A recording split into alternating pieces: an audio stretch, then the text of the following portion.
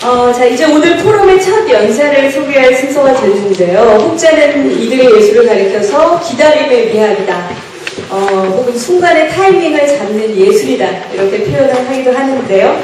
오늘 첫 번째 연사가 어떤 분인지 영상으로 먼저 만나보시죠.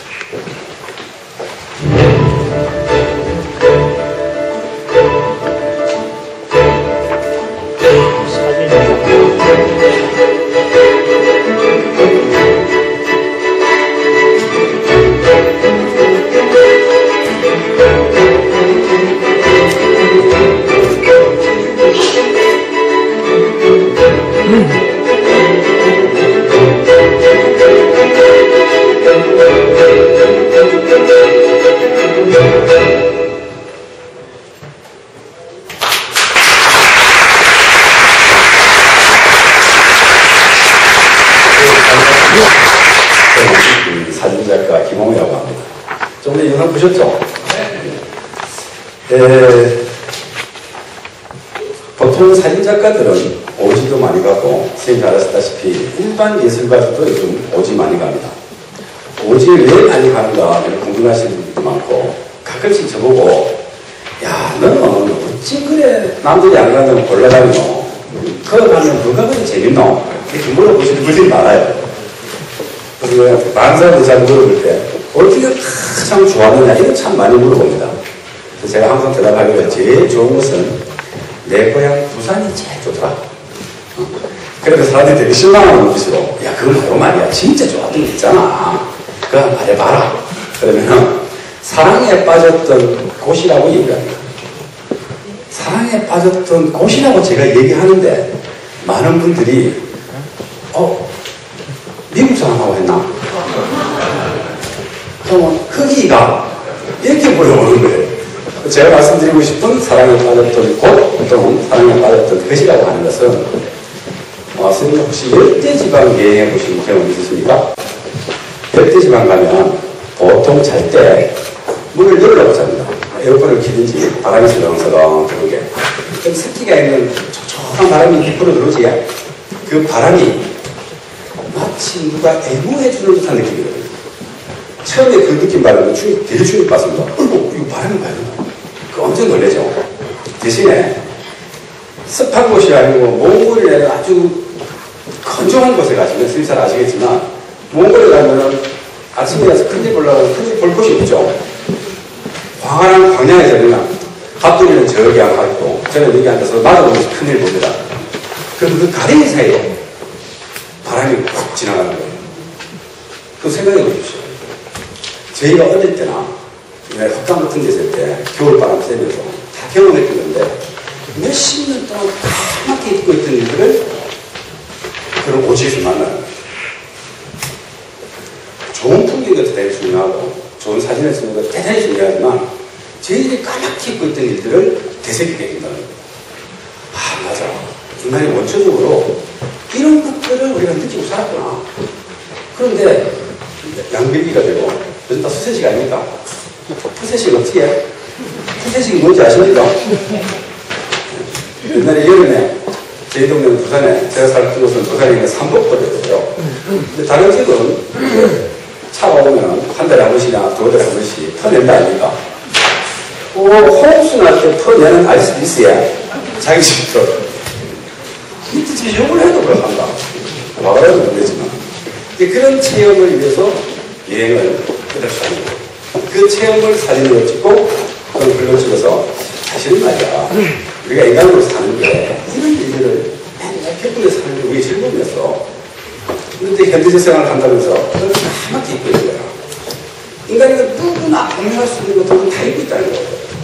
그런 것을 체험하고 옛날에 과거에 우리가 겪었던 것, 인간적으로 느낄 수 있던 것, 동물적으로 느낄 수 있었던 것들을 제가 전해주고 싶은 거예요. 사실은 우리가 말이야 이런 것밖에 안 되는 거야. 잘난 척 하지만 저 정도야 사실은. 그걸 자각하는 거잖아요. 자각하는 게 대단히 중요하다고 생각합니다. 여기 보시면 예술은 나무다. 제가 이렇게 말했습니다. 이게 불 좀 꺼주시겠습니까? 여기 영상 보여주시고요. 제가 이 사진은 저기 조금 어두워지면 잘 보일 겁니다. 저기 보시면 오른쪽 저 끝에 나무 한 그릇에 있죠. 이게 조금 더 어둡게 해주시면 좋겠는데 저기 나무가 한 그릇에 있는데 저는 제가 인도에서 찍은 사진입니다. 인도에 비하르 지방이라는 곳이 있습니다. 비하르 지방이 어딘지 아시지? 인도 동북부 부처님의 8대 성지가 거기 있습니다. 저는 크리스찬인데 불교 신자는 아니지만 부처님 8대 성지를 여러 번 돌았습니다. 거기 가보면 새벽에 출발을 할 때 보니까 저 어떤 데 나무가 한 그릇 서 있는 거예요. 그래서 내가 운전수 보고 야야 차 좀 세워봐라. 빼게 빼. 내가 갔더니 나무 한 그릇 이렇게 외롭게 서 있는 겁니다. 정말도 나무가 있지만 외롭게 나무가 서 있는 거예요. 예술가는 저걸 보면서 이렇게 생각합니다. 나무가 외로워서 죽는 게 아니고 저 나무가 마치 저 겉에서 죽는 거예요. 어쩐 일은 그 혼자 그래 다 서 있노? 다른 나무들은 많이 모여 있는데 니는 왜 혼자 서 있니? 어쩐 니 사는 게 내 사는 거하고 똑같노? 이런 느낌이 들 때 사진을 찍는 거거든요. 저게 풍광이 아름다워서 제목빛이 좋아서 이렇게 찍는 게 아닙니다. 제가 보니까 마치 저 겉에서 그러니까 바깥에 있는 나무가 꼭 나 같아서 그렇게 찍는 거거든요. 이런 말 있지 않습니까? 사람들이 지역 가시는 분들이나 돈 많은 분들은 만나면 예술 이야기 하신다 하대요. 이야 좋다. 그분들은 만나면 예술 이야기 한답니다. 근데 예술가들은 만나면 맨날 내일 밥 뭐 좀 웃기고 이 걱정하는 거예요. 어찌 상황이 다르지 모르겠어요. 그래서 잘 아시겠지만 예술이라고 하는 게 우리가 옛날부터 가지고 있는 우리 고전적인 예술, 뭐 음악도 있고 국악도 있을 것이고 촉적인 춤도 있을 것이고 많은 것들이 있을 겁니다. 우리 태생적으로 땅에 있는 것들이 그 위에 외국에서도 그것도 있죠. 뭐 첼로 연주라든지 또 공연이 있으면 땅에 흥미로운 음악도 있을 거예요. 그럼에도 불구하고 예술이 한국에 나오는데 그 땅이 척박해지면 제대로 클 수가 없는 거예요. 너무 잘 아시지 않습니까? 근데 그 나무가 또 무성하게 해야 시사하고 많은데 예술이 주는 좀 아름다운 것도 있잖아요. 제한테 신도 있고 이랬는데 불구하고 그걸 못 쉬거든요. 나무가 숲을 이뤘으면 더 좋겠는데 그래서 예술가만 할 수 있는 것은 아니라고 생각합니다. 그게 주위에 보시는 분 응원해 주시는 것들 야, 이 그림 보니까 말이야 마음이 참 따뜻해진다. 그거 하나의 예술가를 위안받는 거거든요. 그거 가지고 밥을 먹을 수도 있지만 내 때문에 누구나가 평화로움을 얻고 위안을 받을 수 있다면 그것보다 더 좋은 거 있겠습니까? 그런 것들이 자생적으로 많이 생겼으면 좋겠다는 생각을 하는 거죠. 제가 한국의 나무를 보면서 저는 저 나무가 아마 부처님이 돌을 깨치고 부다가에서 돌을 깨치고 걸어서 10하루를 갑니다. 10하루를 걸어서 녹양을 가는데 녹양을 가는 이유가 옛날에 설산에서 자기가 돌을 닦았던 5 친구를 찾아가는 거예요. 지금 제가 도가 터져요. 이건 부산말로 하면 도 터졌다 하거든요. 완전히 도가 터진 이 사람이 보리수 나무 아래 앉아있다가 야 내가 이 얘기를 일반 친구들 일반 사람들한테 하면 못 알아듣는다. 그럼 이건 어떻게 하면 좋겠노? 그래서 바로 열반하시려고 앉아 계시다가 생각과 그것만 끝에 아니야. 혹시 들어줄 사람이 있을지 몰라. 그래서 제일 먼저 생각했던 게 자기를 이해하고 자기와 같이 설산에 같은 친구들이에요. 그 친구를 찾아서 열도를 걷습니다. 그래가지고 친구들 불러 세워요. 벗들이요 내가 왔노라. 나의 얘기를 들어라. 그랬더니 거기에 있던 5 벗들이 하나같이 말을 안 듣고 돌아서 갑니다. 웃기지 마라. 부처님이 설산에 계시다 7년 거행하시다 내려와서 제일 처음에 한 짓이 뭔지 아십니까? 니란다라 강가에 가가지고 수사타 가지고 우유죽을 마십니다. 수영자는 마시면 안 되는 거거든요. 선생님 생각해 보십시오. 그냥 우유죽이라 생각하면 아니 그럼 뭐 우유죽 한 그릇에 우유죽 한 그릇에 뭐 대단한 얘기가 뭐 그럴 수도 있지. 뭐 기분이 성접한데 뭐 해야 될 거 아닙니까? 근데 우유죽 한 그릇에 5 비구가 손가락질을 하면서 돌아갔다는 거예요. 여기 우리 인간의 상상력이 필요하죠. 신화의 상상력이. 그런데 그 양반이 자기를 버리고 떠난 친구들에게 찾아간다는 겁니다. 대단히 진리의 얘기를 하기 위해서. 아마 예술은 그런 것이라고 생각합니다. 아무런 상관없이 생활에 바쁜 사람들에게 내가 할 수 있는 아무런 되게 흥미진진한 일을 해서 누군가에게 보여주는 거죠. 그것이 자신에게 안락함이 된다든지 평화를 얻게 된다든지 재미있는 일을 얻게 된다든지 그런 것이 된다면 아마 부처님이 그러는 것과 비슷한 유해의 무엇인가 되지 않을까 생각합니다. 마티스하고 피카소가 옛날에 뒤지게 싸운 적이 있어요. 이게 뒤지게는 전문용어입니다. 되게 많이 싸웠거든요. 피카소하고 마티스하고 되게 싸웠어요. 그 마티스가 피카소보다 한 10살 많이 형입니다. 그러니까 형도 엄청 잘 지내야 돼요. 마티스는 예술이라고 하는 건 말이야. 누군가의 평화로움을 줘야 돼. 그게 본인의 주장이에요. 근데 피카소가 하는 말은 굉장히 꺾여서 되면서 예술이 뭐가 나오지 있어야 막 싸지르고 하는 거지. 그렇게 말했다는 거예요. 그러나 마티스의 그림 보면 또 피카소의 그림, 청색시대 같은 걸 보면 제일 가슴에 뭐 와닿는 게 있지 않습니까? 치는 게 있잖아요.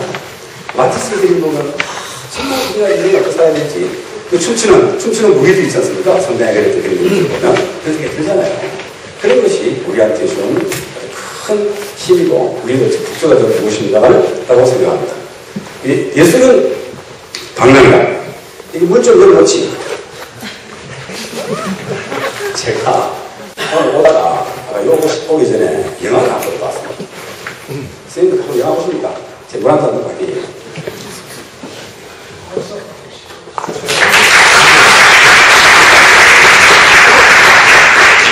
오늘 본 영화는 Searching for Sugarman. 우리말로 하면 설탕 남자를 찾아가. 설탕 남자를 찾아가는 건데 이야기 진전이 이렇습니다. 어떤 미국의 디트로이트에 있는 젊은 가수가 옛날에 밥 딜런 이런 사람이 되게 유행할 즈음에 음반을 2장을 내고 히트를 못 치고 바람이 사라진 거예요. 근데 그 양반의 음반이 지구 반대쪽에 있는 남아프리카 공화국에서 대공전의 히트를 합니다. 몇백만 장의 CD가 LP가 팔리는 거예요. 근데 본인은 전혀 그걸 모르고 다시 자신의 직업이었던 노가다로 가는 거예요. 지붕도 고치고 뭐 건물도 해체하고 이런 일 하러 가는 거예요. 근데 그 양반은 자기가 그렇게 유명해지를 모르고 살고 있었어요. 근데 남아공에 살고 있던 사람들이 기자나 음악 전문가들이 몇 사람이 우연한 기회에 이 사람을 찾기 시작한 거 10년 후에. 그래서 뭐 그 양반이 죽었다는 소문, 죽어도 맞아 죽은 게 아니고 이 무대에서 노래 부르다가 기름 기어가고 불 붙여 죽었다. 이런 이야기도 있고 노래 막 부르다가 총 쏴갖고 자살했다는 이야기도 이런 얘기가 있었는데 실제로 그 사람을 찾게 되는 거예요. 그래서 그 노인이 된 그 양반이 남아공에 가서 젊은 날에 들었던 남아공의 흑백 차별을 많이 했는데 그 차별이 없어지고 그 강건한 사회 도대체 우리가 뭐 어떻게 바늘도 찔러도 안 들어갈 그 강건한 사회를 무너뜨린 곡 중에 곡들이 그 양반의 노래에서 시작했대요. 체제를 비판할 수 있다. 누구나 우리가 체제를 비판할 수 있어. 체제는 우리가 만든 거기 때문에 이것을 비판도 할 수 있고 새롭게 만들 수 있다고 생각했다는 거예요. 그래서 새로운 체제가 들어서고 남녀 흑백의 차별이 없어지고 그렇게 됐답니다. 그 노래 그 영화를 봤어요. 되게 해피엔딩이었습니다. 그렇게 즐거운 영화를 보면서 눈물이 불쑥불쑥하고 제가 오늘 처음 보는 분이 옆에 계시는 분이 막 우시더라고요. 영화를 보면서. 나 전혀 모르는 사람이 너무 오니까 여자분 혼자 오셨어요. 끝에 양고 저는 중간에 앉았는데 진짜 너무 가슴이 아프니까 좀 울지 마이소 이만해 하고 싶은데 이상하게 울지 마이소 이게 또 희한같이 비슷하다니까. 말을 못하고 저도 눈물이 나는데 소식을 해서 소식은 없지. 그분이 이제 나갔다고 화장실 간다고 나갔지만 영화보고 나갔지만 그래도 와가지고 밖에서 그냥 우시는 거예요. 그 영화학교에 주는 감동이 아마 그런 것 같다는 생각이 듭니다. 영상 좀 보여주실까요? 예. 여기 조금 어둡게 해주십시오. 보여드리니까. 선생님 사진을 보면 무슨 느낌이 듭니까? 보입니까? 어스름프레한 푸른 빛이 보이고 조금 더 어둡게 해주세요. 죄송합니다. 어스름프레한 푸른 빛이 보이고 전봇대가 하나 서 있고 왠지 눈이 온 것 같아요. 그렇죠? 저 멀리 빛이 하나 보입니다. 그죠? 이게 옛날에 새만금 공사할 때 사진입니다. 그때 제가 새만금 쪽에 변산 쪽을 계속 다니면서 촬영을 했었어요. 이 사진을 보면 지금 어떤 느낌이 드십니까? 어떤 느낌이 드세요? 추워요. 정확하게 보신 거예요. 네. 역시 다르십니다. 제가 저 사진을 보고 선생님께 캡션을 하나 달아드릴게요. 이런 사진을 보고 선생님을 보여드리면서 이 사진의 의미는 무엇입니까? 이렇게 물으면 답을 할 수 없어요. 이 사진의 의미가 무엇이다 이렇게 답하는 건 수학 공식이라는 거랑 똑같은 거예요. 수능 시험 시험과 똑같은 거예요. 이건 제가 찍은 사진이지만 선생님께 보여드리면 여기서 선생님들은 춥다, 왠지 쓸쓸하네, 눈이 왔는가, 가슴이 시리다, 그런데 저기 불빛이 있는 거 보니까 왠지 희망이 보이네. 뭐 이런 얘기를 하시는 거예요. 그래서 캡션 한번 달아보겠습니다. 불빛에게 물었다. 거기가 끝이냐? 불빛이 다 됐다. 여기가 시작이다. 제가 만 40에 찍은 사진인데요. 제가 40대 이거 알게 된 거예요. 예술을 하든지 사진을 하든지 또 다른 직업을 가지고 인생을 산다는 것은 끝없이 자기가 하는 행위를 반복하는 것일 뿐이다. 근데 그 한 행위가 누군가에게 아름다운 영향을 미칠 수 있다. 제가 대단히 고난스럽고 저기 여행을 다니면서 인생이 한 40분 되면 말이죠. 선생님 다 겪어서 아시겠죠? 39세 안 오셨죠? 여기. 40쯤 되면 다 인생이 아실 거예요. 아, 말이야. 인생이라는 게 내일은 좋은 일 있고 모레도 좋은 일 있고 그럴 것 같지만 별로 그런 게 없고 끝없이 삶 가운데서 자기 스스로 재미를 느끼고 자기 스스로 환희를 느껴야지 누가 준다고 느끼는 건 그거 같잖아.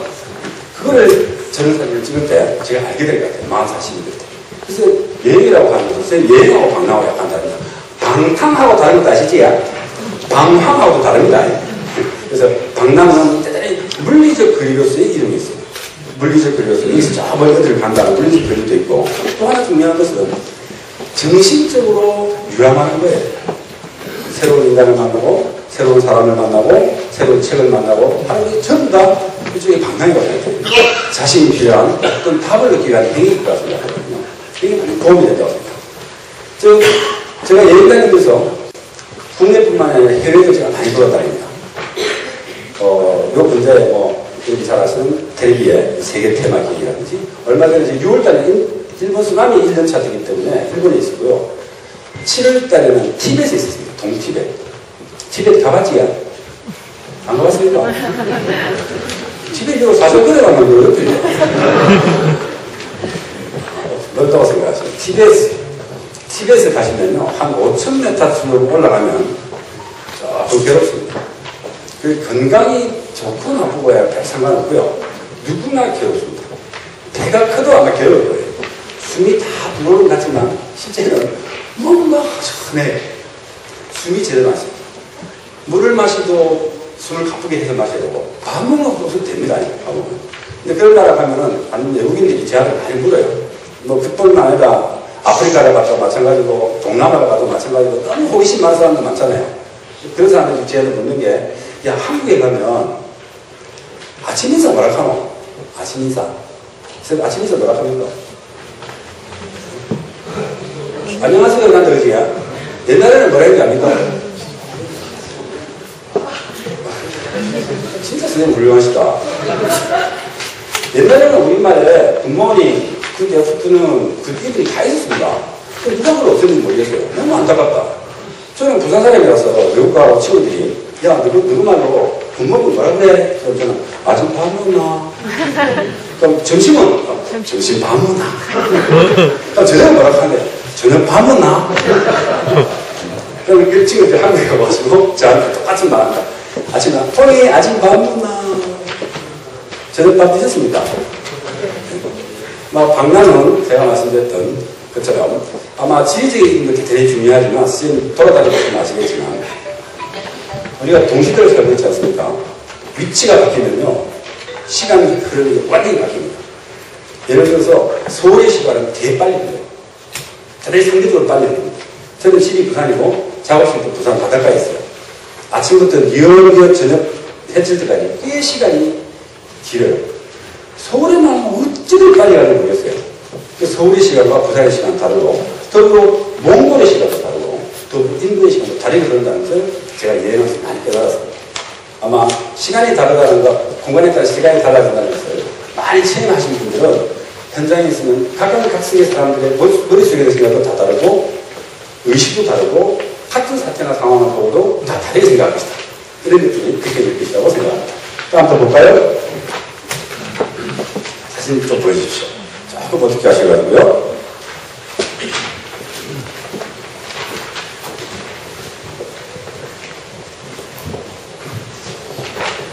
이 사진 잘 보입니까? 네. 자, 끄트머리에 말이 한 마리 있지? 저 말이 제가 몽골에 갔다가 사진을 찍으러 돌아다니다가 젊은 애들이 시끌시끌한 소리가 나서 들어갔어요. 이게 모임부터인데 저기 당구장이 있어요. 되게 넓은 당구장이 이렇게 쪽 뻗지 않고 휘어진 당구대를 가지고, 당구 큐를 가지고 친구가 당구를 치고 있었어요. 제가 카메라 들고 들어가니까 그 친구들이 순간적으로 저를 받아주지 않는데 느낌이 있어요. 너 들어오지 마. 친구가 안 되는구나. 내가 말을 붙여도 응답이 없고. 그래서 제가 다시 돌아서서 물으려고 나오는 순간에 이 장면, 여기 되기 직전의 장면을 만납니다. 저기서 말이 오다가 갑자기 말이 서는 거예요. 그런데 주인이 말하고 가자! 이렇게 강압적인 게 땡기지 않고 끈을 딱 잡은 채로 코피를 잡은 채 뒤로 몸을 쓱 눕히는 겁니다. 와, 절묘한 찬스. 그걸 보고 제가 찍어야 되잖아요. 그런데 왼쪽에 있는 아이들과 자전거를 탄 아이는 아직 오른편 한 6, 7m 전방에 있는 거예요. 저게 끝으로 가야지 이 그림이 되거든요. 그 운명적 만남이에요. 이게 어쩌다 한 번씩 보는 광경인데 제가 끝까지 가야지 샷다를 누를 수 있어요. 중간에 누르면 그림이 참 어중간해요. 저는 거의 한 카트밖에 못 찍는 사진이에요. 요즘도 왔었어. 한 1초도 안 되는 그 길이 갑자기 100초, 2초 쭉 늘어나는 걸 느끼거든요. 그리고 그걸 숨을 딱 참고 있어야 돼요. 숨을 쉬면은 카메라를 건드리기 때문에 숨을 쉬면 그게 한 100초쯤 늘어지는 기분이죠, 갑자기. 그러니까 애가 발을 들면서 잘 보시면 아시겠지만 아이들이 다 다리를 벌리고 있죠. 저기 이렇게 모아져 있다든지 들고 있다든지 이러면요 그림이 안 돼요 또. 이렇게 안 돼야 돼요. 그 절묘한 찬스를 기다리다가 샷을 탁 눌러요. 누르는 순간에 저 카트가 찍히는 그 순간은 실제로는 제 눈에 보이지 않습니다. 선생님 카메라 만져보시는 분 다 아시죠? 카메라가 찍히는 순간은 미러가 업 되잖아요. 그래서 실제 찍히는 것은 보이지 않아요. 근데 우리가 어떻게 생각합니까? 그것이 반드시 찍힐 거라는 확신을 가지고 찍죠. 기회가 보장되지 않았고 반드시 찍힐 거라는 확신을 우리한테 있습니다. 그게 세상을 사는 힘인 것 같아요. 내가 무슨 일이 생기면 내 동료들이, 내 이웃들이 나를 위해서 슬퍼해주거나 기뻐해주거나 나를 도와줄 것이다. 내가 무슨 행위를 하는 것이 나 개인을 물들이거나 나의 있는 이웃들에게도 같이 있는 것이다. 그럼 확신이 오시면 뭘 하겠습니까? 어떻게 몽골에 가가지고 몽골 가보신 분 아시는데 내일 몽골 가시는 분 계시죠? 조심하시면 내일 몽골 영하 30도입니다. 울란바토르 기본 영하 30도입니다. 내복 마이크가 있어. 내복 마이크 마시고요. 스타킹 마시고가 있어. 벗을 찍더라 그러면 아마 영하 30도 만만치 않게 가보십니다. 그런 것들을 제가 샷다를 눌러서 찍고 그것을 누군가에게 보여줬을 때 그 사람이 대단히 마음 편해하고 이게 참, 이 사진이 참 볼만하다. 이게 아마 부처님께서 하신 말씀과 아주 유사할 거라 생각합니다. 누구에게나 불성이 있다.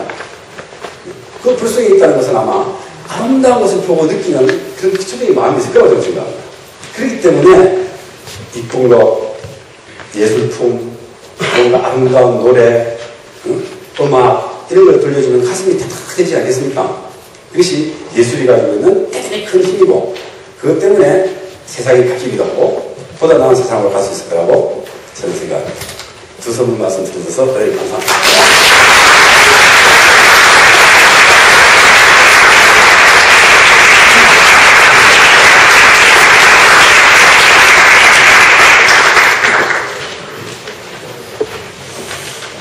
네, 너무 재치있고 재미있는 말씀 잘 들었습니다.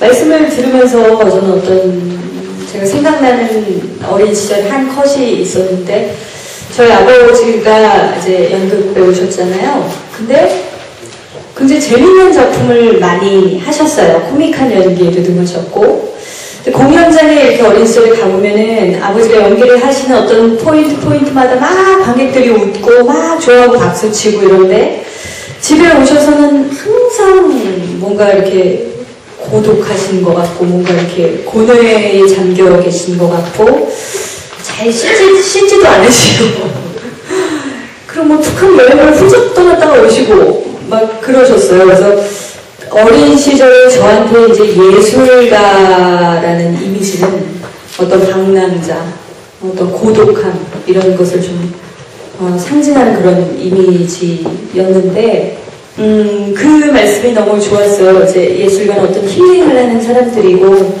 다라는 얘기 그리고 그냥 살아가는 것이다. 하루하루 살아가면서 그리고 사람들을 어떤 이야기를 전달하면 그게 받아들이는 사람들한테는 치유가 되기도 하고 희망을 주기도 하고. 그래서 지금은 이제 아버지를 조금 제가 이해할 나이가 돼서 그때 아버지의 그 어떤 고통에 서린 그런 어떤 표정이나 그런 모습들은 정말 내면에 있는 예술적인 가치와 어떤 그 신념을 찾아서 끊임없이 나아가면서 하루하루 이렇게 살아가시는 모습이 아니셨나 그런 생각을 해봅니다. 정말 너무나 재미있고 가치 있는 강연을 해주신 우리 김홍희 선생님께 다시 한번 뜨거운 박수.